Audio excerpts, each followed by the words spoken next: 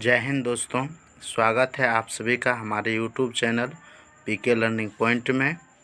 दोस्तों, आज हम लोग क्लास 10th के फिजिक्स का पहला चैप्टर का कुछ VVI ऑब्जेक्टिव प्रश्न को देखेंगे। इसका सेकेंड पार्ट भी हम लोग लाएंगे। फिलहाल अभी इसका फर्स्ट पार्ट को देखिए। पहला क्वेश्चन देखिए, उत्तल लेंस को क्या कहा जाता है। दोस्तों, क्या पूछ रहा है? उत्तल लेंस को क्या कहा जाता है। तो इसका राइट आंसर क्या हो जाएगा? अभिसारी लेंस। ठीक है, ध्यान दीजिएगा। उत्तल लेंस को अभिसारी लेंस कहते हैं, जबकि अवतल लेंस अगर पूछ दे आपसे अवतल लेंस, तो अवतल लेंस को क्या कहते हैं?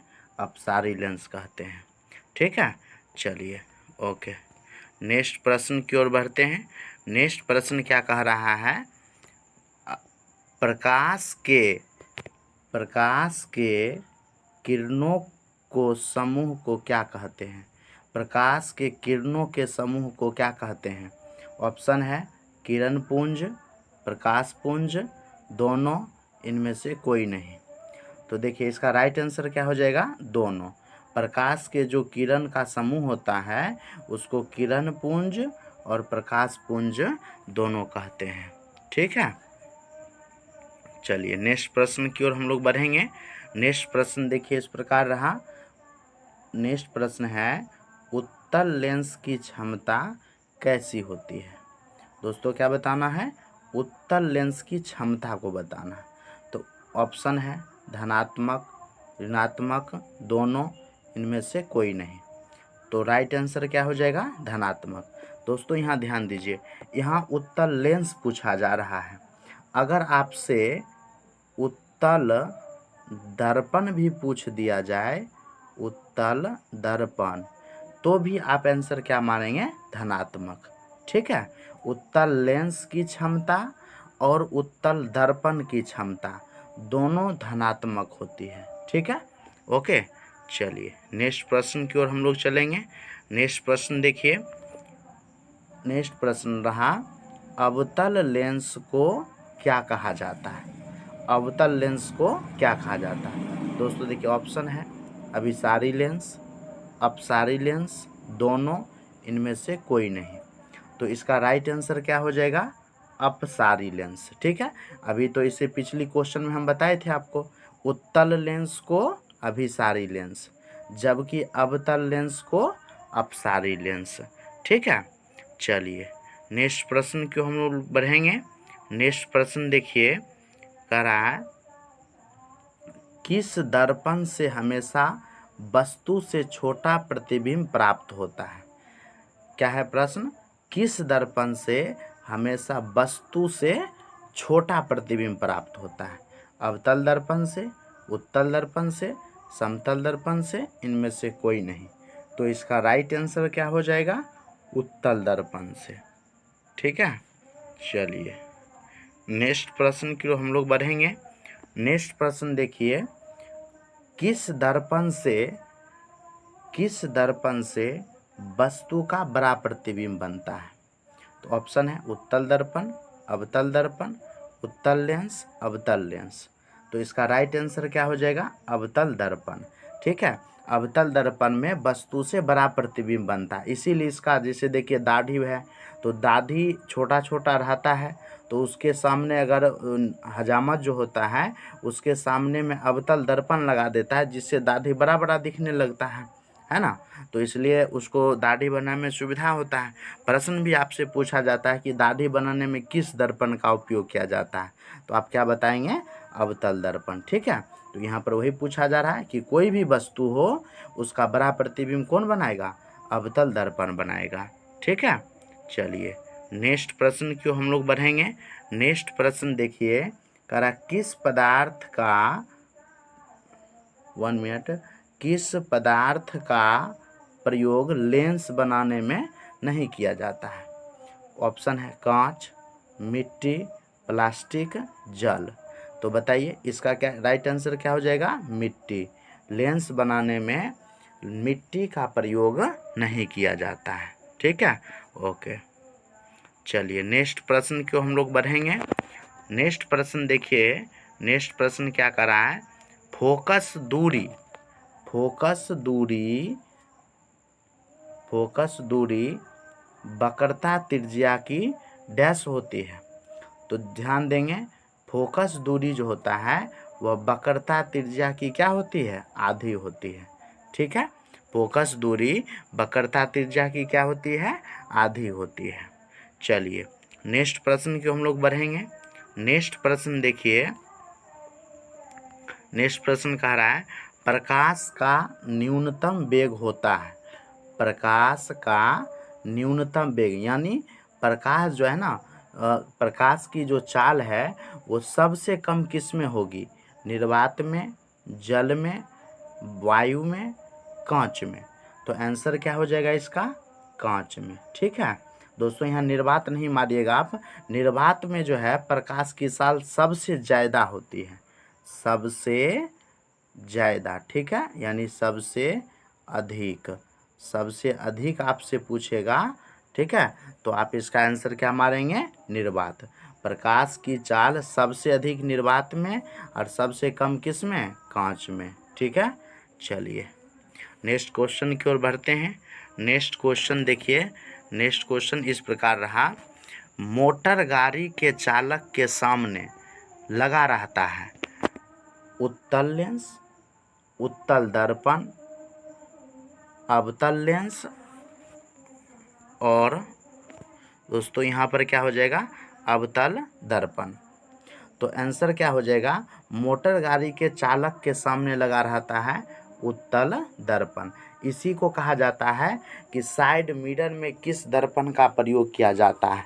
तो उस समय भी आप आंसर क्या करेंगे, उत्तल दर्पण करेंगे। ठीक है, चलिए नेक्स्ट प्रश्न की ओर बढ़ेंगे।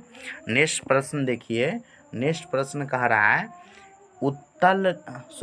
लेंस की क्षमता का एसआई मात्रक क्या होता है। किसकी क्षमता पूछ रहा है, लेंस की क्षमता का एसआई मात्रक क्या होता है। ऑप्शन देखिए, dioptre, lux, ampere, none of these. तो आंसर क्या हो जाएगा, डायोप्टर। ठीक है, लेंस की क्षमता का एसआई मात्रक क्या होता है, डायोप्टर। और यहाँ से देखिए एक सूत्र याद रखिएगा, लेंस की क्षमता को पी से सूचित करते हैं और पी बराबर होता है 1/f। ठीक है, चलिए अगला प्रश्न की ओर चलते हैं हम लोग। देखिए अगली प्रश्न है, ध्वनि कैसा तरंग है। ठीक है, क्या प्रश्न पूछा जा रहा है, ध्वनि कैसा तरंग है। ऑप्शन है अनुदैर्घ्य तरंग, अनुप्रस्थ तरंग, दोनों, इनमें से कोई नहीं। तो देखिए इसका आंसर क्या हो जाएगा, ध्वनि जो है वह अनुदैर्घ्य तरंग है। ठीक है, चलिए नेक्स्ट प्रश्न की ओर हम लोग बढ़ते हैं। नेक्स्ट प्रश्न ये रहा, प्रकाश गमन करती है, प्रकाश गमन करती है सीधी रेखा में, किसी भी दिशा में, केवल 2 दिशा में, सभी। तो इसका राइट आंसर क्या हो जाएगा, सीधी रेखा में। ठीक है, चलिए नेक्स्ट प्रश्न की ओर हम लोग बढ़ते हैं। नेक्स्ट प्रश्न देखिए, नेक्स्ट प्रश्न रहा, उत्तल दर्पण को क्या कहा जाता है। उत्तल दर्पण को क्या, देखिए ऊपर में हम आपको प्रश्न पूछे थे उत्तल लेंस को क्या कहा जाता है। तो आप क्या आंसर मारे थे उस समय, उत्तल लेंस को अभिसारी लेंस। जबकि उत्तल दर्पण पूछेगा तो आप इसका उल्टा आंसर मानेंगे, अपसारी दर्पण। ठीक है, जब आपसे उत्तल लेंस पूछे तो अभिसारी लेंस, और उत्तल दर्पण पूछे तो क्या मानेंगे आप, अपसारी दर्पण। ठीक है, तो इसका राइट आंसर क्या हो जाएगा, अपसारी दर्पण। चलिए नेक्स्ट प्रश्न की हम लोग बढ़ते हैं। नेक्स्ट प्रश्न देखिए, नेक्स्ट प्रश्न में क्या कह रहा है, सबसे अधिक तरंग दैर्घ्य किस रंग का होता है। क्या प्रश्न पूछा जा रहा है, सबसे अधिक तरंग दैर्घ्य किस रंग का होता है। तो ऑप्शन देखिए, लाल, बैगनी, हरा, नीला। तो इसका राइट आंसर क्या हो जाएगा, लाल। ठीक है, चलिए नेक्स्ट प्रश्न की हम लोग बढ़ते हैं। नेक्स्ट प्रश्न देखिए, नेक्स्ट प्रश्न है, किस रंग का विचलन सबसे अधिक होता है। किस रंग का विचलन सबसे अधिक होता है? तो ऑप्शन है लाल, हरा, बैगनी, नीला। तो इसका राइट आंसर क्या हो जाएगा? बैगनी। ठीक है दोस्तों, यहाँ ध्यान दीजिए, जिस रंग का तरंगदैर्घ्य जितना ज़्यादा होगा उसका विचलन कम होगा, उतना ही कम होगा, और जिस रंग का तरंगदैर्घ्य जितना कम होगा, ठीक है, उसका विचलन उतना ही ज़्यादा होगा। तो आपको देखिए, इससे पिछली प्रश्न में हम बताए हैं कि लाल रंग का तरंगदैर्घ्य सबसे ज़्यादा होता है। तो देखिए, जिसका तरंगदैर्घ्य सबसे ज़्यादा उसका विचलन क्या होगा? सबसे कम। और यहाँ देखिए, बैगनी जो कलर है इसका तरंगदैर्घ्य सबसे कम होता है, इसीलिए इसका विचलन सबसे ज़्यादा होता है। ठीक है, तो इसका राइट आंसर क्या हो जाएगा? बैगनी। चलिए नेक्स्ट प्रश्न की हम लोग बढ़ेंगे। नेक्स्ट प्रश्न देखिए, करा काल्पनिक प्रतिबिंब होता है सीधा, उल्टा, ए या बी, यानी सीधा या उल्टा, इनमें से कोई नहीं। तो आप आंसर क्या मारेंगे? सीधा। ठीक है, सीधा। दोस्तों देखिए, काल्पनिक प्रतिबिंब हर हमेशा क्या होता है? सीधा, ये कभी भी उल्टा नहीं होता है। चलिए नेक्स्ट प्रश्न की ओर हम लोग बढ़ते हैं। नेक्स्ट प्रश्न देखिए, नेक्स्ट प्रश्न है सर्च लाइट का परावर्तक सतह कैसा होता है? क्या प्रश्न पूछा जा रहा है? सर्च लाइट का परावर्तक सतह कैसा होता है? ऑप्शन देखिए, अवतल, उत्तल, समतल, कोई नहीं। तो इसका आंसर क्या हो जाएगा? राइट आंसर क्या हो जाएगा? अवतल। ध्यान रखिएगा दोस्तों, यहाँ पर अवतल लेंस नहीं मारना है या अवतल दर्पण नहीं मारना है, सिर्फ और सिर्फ आपको क्या आंसर मारना है? अवतल। सर्च लाइट का परावर्तक सतह कैसा होता है? तो आप आंसर मानेंगे अवतल। चलिए नेक्स्ट प्रश्न की ओर बढ़ते हैं। नेक्स्ट प्रश्न को देखिए, नेक्स्ट प्रश्न है प्रकाश के अपवर्तन के कितने नियम हैं? प्रकाश के अपवर्तन के कितने नियम हैं? 2, 3, 4, कोई नहीं। तो इसका राइट आंसर क्या हो जाएगा? 2। देखिए दोस्तों, अगर प्रकाश के यहाँ पर अपवर्तन पूछें, अगर आपको ये पूछा जाए कि प्रकाश के परावर्तन के कितने नियम हैं, अगर प्रकाश के परावर्तन का भी नियम पूछे तब पर भी आप आंसर क्या मारेंगे? 2। ठीक है, प्रकाश के अपवर्तन का और परावर्तन का दोनों का 2 ही नियम होता है। ठीक है, चलिए आज के वीडियो के लास्ट प्रश्न की ओर बढ़ते हैं हम लोग। ठीक है, चलिए तो देखिए, लास्ट प्रश्न ये रहा, दाढ़ी बनाने में कौन सा दर्पण प्रयुक्त होता है? दाढ़ी बनाने में कौन सा दर्पण प्रयुक्त होता है? अभी देखिए, इससे पिछली वीडियो में आपको हम बता रहे थे कि किस दर्पण में वस्तु का बड़ा प्रतिबिंब बनता है, तो वहाँ पर आप क्या आंसर मारे थे? अवतल दर्पण। तो यहाँ पर भी आंसर क्या हो जाएगा? अवतल दर्पण। कोई भी वस्तु जो छोटी हो, यदि हमें आवश्यकता है उसे बड़ी देखने के लिए, तो आप उसे उसके सामने अवतल दर्पण को लगा देंगे। ठीक है, तो दाढ़ी बनाने में कौन दर्पण का प्रयुक्त होता है? अवतल दर्पण। ठीक है दोस्तों, ये वीडियो आपको कैसा लगा कमेंट बॉक्स में ज़रूर बताएं। ठीक है, और आज के लिए आप होमवर्क ले लें। होमवर्क में आपको प्रश्न दे देते हैं हम। होमवर्क में आपका प्रश्न रहा, होमवर्क में आपको प्रश्न रहा कि अवतल लेंस को क्या कहा जाता है? अवतल लेंस को क्या कहा जाता है? आप इसे कमेंट बॉक्स में आंसर देंगे। ठीक है, मिलते हैं नेक्स्ट वीडियो में।